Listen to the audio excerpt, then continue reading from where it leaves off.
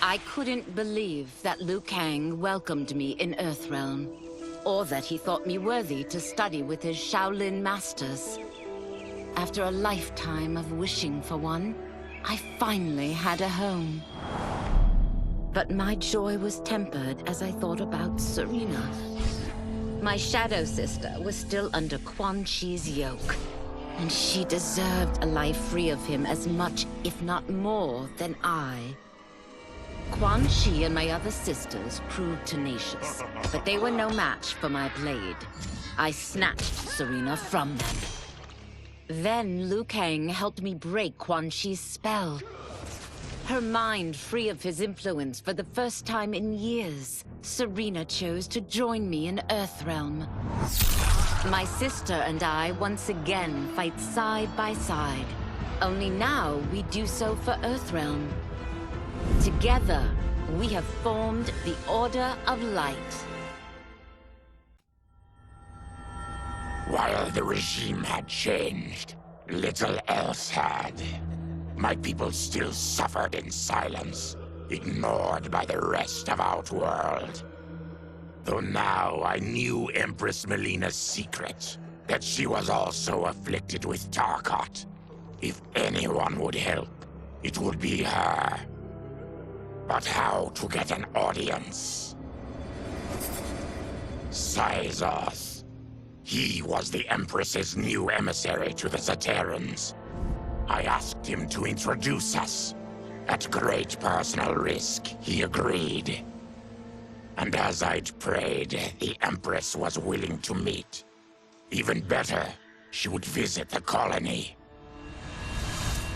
She was shocked to see how we lived. She moved quickly to provide for our care and comfort. Thanks to the Empress and Syzoth, we Tarkatans are no longer pariahs. Until our disease can be cured, that will do. Though the barriers between timelines had been rebuilt, there was no question that they could again be broken. Protecting this timeline would require eternal vigilance, so that it could not fall victim to further outside aggression. But nothing in my countless lifetimes had prepared me for this task. In none of them had multiple timelines ever coexisted. Monitoring them for threats was an entirely novel problem. It would require a novel solution. I discovered that though the timelines no longer touched, their meeting had left them intertwined. I can now secretly surveil all timelines, keeping watch for potential danger. It pleases me to do this service for the new era. Lord Liu Kang may rest assured that it is secure. Quan Chi's defeat had cost me everything. For months I had furthered his plot, and now I had to start over. Saito's people were still in chains. That's when Rain approached me. On the run from Empress Melina, he was desperate for help. And though I'd had my fill of sorcerers, this one was different. I agreed to provide him safe haven. He agreed to help topple Saito's government. And topple it we did. Rain summoned a wave so fast, so powerful, that it crushed the capital. Saito's fascist rulers were swept away. My people are finally free. They can chart their own course, needing only to follow their own desires. Their lives are now blessed by anarchy. Since this whole thing kicked off, I'd wondered why Liu Kang chose me to be a champion. I mean, sure, I was killing it as a martial arts star, but it's one thing when it's all for show. It's different when you're playing for keeps. Then Liu Kang let me in on his master plan. He wanted the masses to know about the world beyond them, the one filled with gods and monsters, and he wanted me to tell them about it. But I knew revealing the truth all at once would be too shocking of a plot twist for most. That's why I pitched doing a bunch of stories, to slowly get people used to it. And if there's one thing I can do, besides kick ass in combat, it's build a cinematic universe. I'm serving up movies, streaming series, games, you name it. I like that I'm doing a public service. And it doesn't hurt that I'm making more than a few bucks. It's the kind of synergy that would make any studio mogul proud. I wasn't looking for allies against the Yakuza, but I found one in Special Agent Jackson Briggs. He'd heard gangsters plotting to kill me on a wiretap and came calling, hoping I'd be his informant. We planned to part ways when we got the job done. But then, Shang Tsung showed up to steal Sento. Needless to say, Jackson had questions. It blew his mind to hear that the stories in Johnny's movies were real. Once the shock wore off, Jackson quickly sized up the threats Earthrealm faced. To deal with them, he got his bosses at the FBI to form the Outworld Investigation Agency. When he asked me to sign on, I hesitated. After all, me? A government agent? But it's an important job. And more importantly to me, an honest living. General Shao's revolt left Outworld's armies in tatters. We were vulnerable to enemies both foreign and domestic. That's why my sister asked me to take command, to stitch her military back together and purge Shao's loyalists within it. She trusted only me with the task. The soldiers, however, had little faith. They thought me a spoiled dilettante, unprepared and unfit to serve. That I could fight mattered little. All that mattered was that I wasn't one of them. I finally earned their loyalty by orchestrating an epic victory over Shao and his rebels. Though the general himself escaped, his forces were smashed. For as long as I am able, I will lead the Empress's armies in defense of Outworld. Through strength, we will achieve peace. It was inevitable that the Shaolin Masters had me join them. They knew just how much future initiates could learn from me. Shujinko was one of my earliest. His ability to absorb anyone's powers and skills was amazing. With the right training, he could become our greatest champion. I knew that I alone could give it to him. But as his proficiency grew, so did his ego. In love with himself and his power, Shujinko became a threat to the realms. He hadn't learned humility, because I wasn't the one who could teach it. I should have listened to Raiden's warning and not tried to train Shujinko alone. After he was subdued, Shujinko's accumulated abilities and memories were taken from him. He is once again a new initiate, ready to begin his training. This time, Raiden and I train Shujinko together. He will become the champion he is destined to be. And I will fulfill my duties, humbly and cooperatively. As her reign began, Empress Melina faced many challenges. To meet them, she turned to the people she trusted.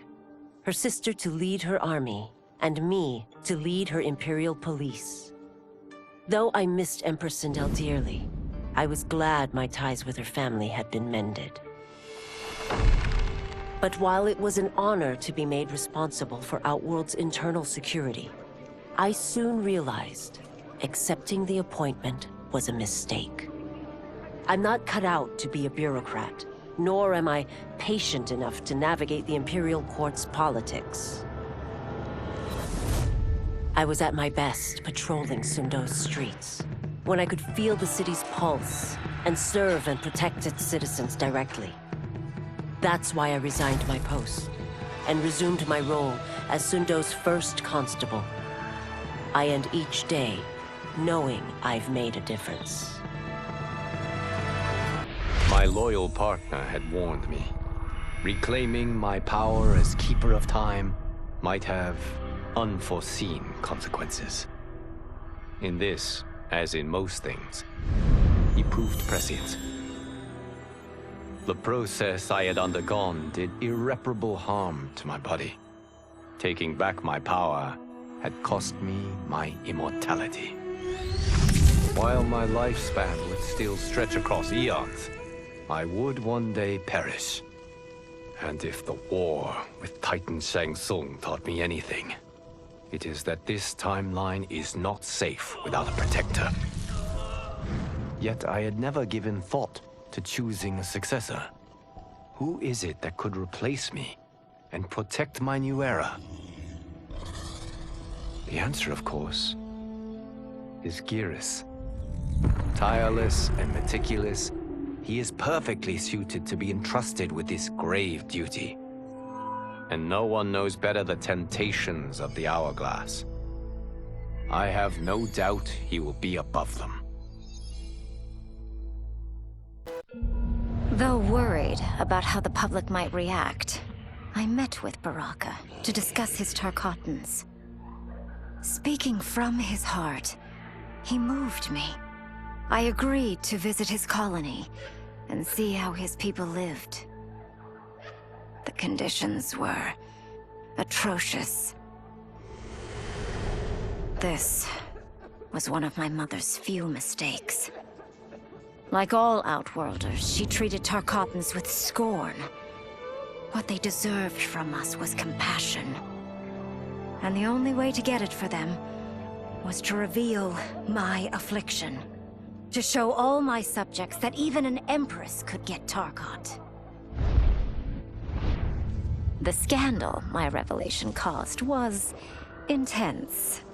But with the help of Kitana and Tanya, I emerged from it a stronger Empress than ever. My honesty, empathy, and resolve won over my remaining doubters. There is no longer any question that I am fit to lead the Empire. Quan Chi's plot collapsed. Along with it, my plan to secure new beings to feed my starving people. Because I'd advocated for partnering with him, I was held responsible. If I didn't seize for Viternus' new feeding grounds, the Coven would banish me. But then, I had a revelation. I didn't need to conquer realms to feed my people. I simply needed to capture enough beings to breed them. Once they multiply, Viternus will have a limitless, renewable source of food. And I only need a few thousand to start. A number so small compared to the billions in the realms that no one will notice as people go missing.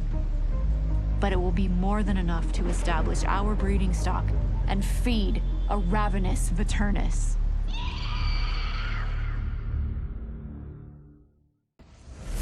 Were it not for my godly counterpart, I would not have survived the battle against Titan Shang Tsung. Meeting him, though, raised questions. Why did I replace him in this new era? Why was I made mortal? Lord Liu Kang told me of his Raiden's nobility and righteousness, about his steadfast leadership in the defense of Earthrealm. He also told me about Raiden's dark side, how he could be consumed by rage and cast aside the rules he otherwise lived by. Making me mortal and incapable of such anger was to keep me from following in his footsteps. Though I understood the reasons why, I felt I had been done a disservice. To survive the coming battles, I may need the edge that only great rage can bring. As the Shaolin couldn't aid me, I sought out someone who could. Someone to stoke the fire within me and teach me to master it. For this, I could have no better teacher than the Shirai Ryu's Grand Master. To elude capture by Empress Melina, I joined Havoc's crusade in Saido. There, I summoned more magic than I thought possible, and drowned out the old regime. Havoc's longed-for anarchy had been achieved. He was more than satisfied. But I was left empty and broken. Had I been satisfied as Outworld's High Mage, not let myself be tempted by Shang Tsung, a great city would not now lay in ruins. I've caused devastation, ended thousands of lives, all because of my blind ambition. I've betrayed my oath, my sovereign, and my realm. These high crimes merit punishment, and I'll accept whatever the Empress gives me. My only ambition now is to one day be forgiven. With General Shao freed from prison, we began raising a new army against the royal family. Though many were eager recruits, few were good at soldiering. It was so bad, the general was forced to change tactics. He decided that we needed a doomsday weapon.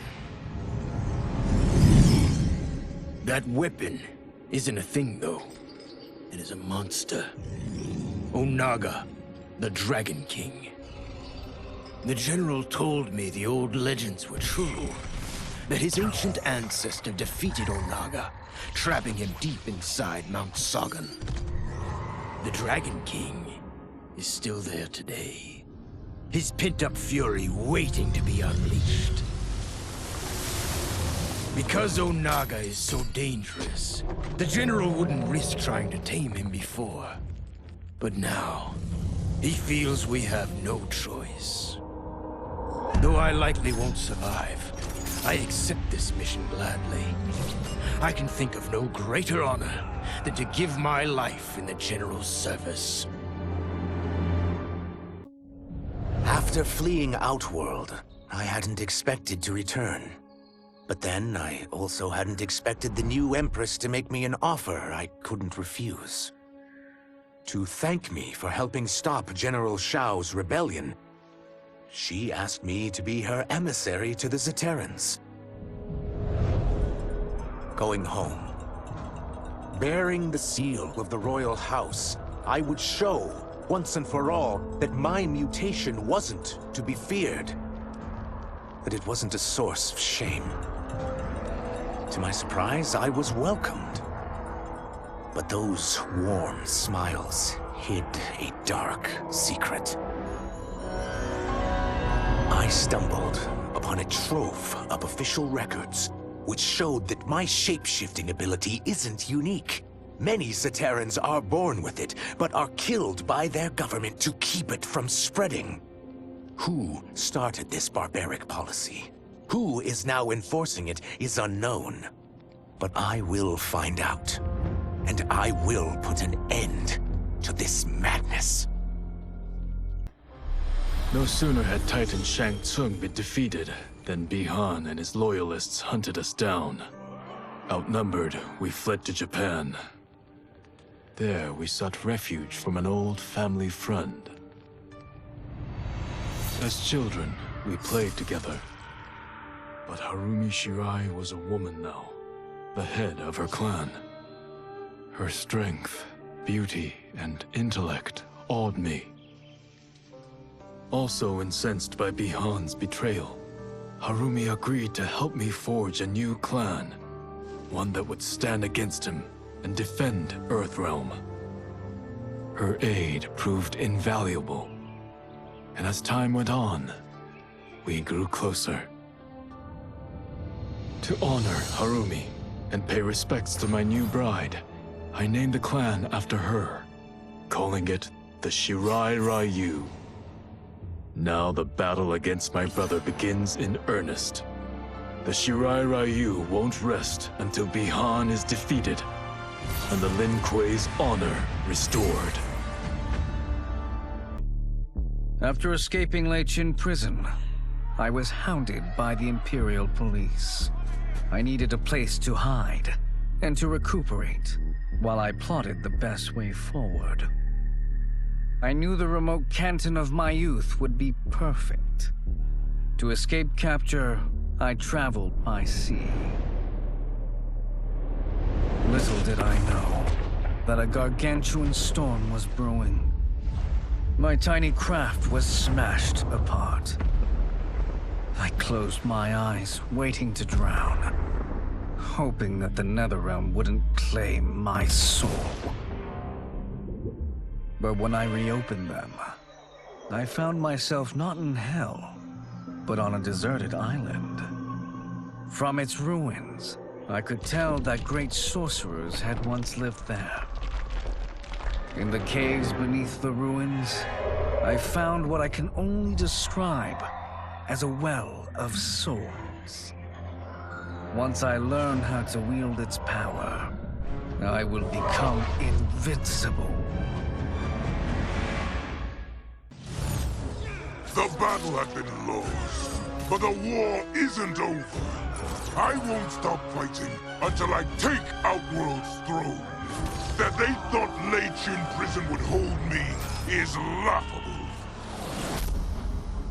Once free, I began planning my next campaign. I would need an unstoppable army to overthrow Melina. Unfortunately, most of my former soldiers lacked the courage to rally to my standard. Rebuilding my army would require finding new recruits.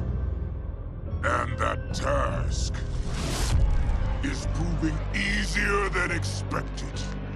Outworld's golden age has left more than a few behind. Without hope, without power, they eagerly heed my call to tear down Melina's government. As the darkness enveloped me, I took a long last look at my family. I did not expect to see them again until their souls joined mine in the living forest. But miraculously, my beloved husband delivered me from oblivion. Though he couldn't save my body, Jared had preserved my soul. Like him and countless others, I am now a part of Ermac. Yet ours is not a peaceful repose. The collected souls within Ermac have their own needs and agendas. Before we can speak as one, we must first reach consensus. I had thought, as the former rulers of Outworld, I and Jared would hold sway. But here we are, two souls among many thousands, fighting for the right to be heard. And if there is one thing we do well together, it is fight. We will win the right to govern Ermac as we once had governed Outworld. And we will rule for the benefit of all. Kuai Liang and I were working hard to build our new clan. But even with the help of his close friend Harumi, it was difficult. The biggest problem was finding the right initiates. Then, one night, while walking outside Harumi's compound, I was attacked. I thought at first it was a Lin Kuei assassin, but his strikes were too uncertain, too angry. My attacker, it turns out, was a boy. Homeless and hungry, his assault was born of desperation. He needed money so that he could eat. It was like looking at myself 15 years ago. I would have ended up just like him if the Lin Kuei hadn't taken me in. So I took the boy to Kuai Liang, who also appreciated his fire. We made him our first initiate. The boy's name? Hanzo Hasashi. I had broken the Lin Kuei free of Liu Kang's enslavement. We were now masters of our destiny, and could take our place among Earthrealm's great nations. But taking and holding territory would require a vast army. I needed more fighters to make our presence felt. Then I recalled Shang Tsung's dragon warriors. An army of them would be unstoppable. But trafficking in such strong magic would surely draw Liu Kang's attention. Sector advised that we avoid detection by building our army using science, not sorcery. We've invested much into this endeavor, and we are beginning to see results. Once again proving the depths of Sector's genius. When we are done, all of Earthrealm will honor our desires and heed our demands. If not, they will face the Lin Kuei's wrath. Until recently, I hadn't met Li Mei, but I had heard the stories. How the Umgadi's matron superior blamed her for not preventing Emperor Jared's murder. How she quit in disgrace rather than accept punishment. But those stories didn't fit the woman I now knew. Li Mei would never have been so negligent. Eventually, I uncovered the truth.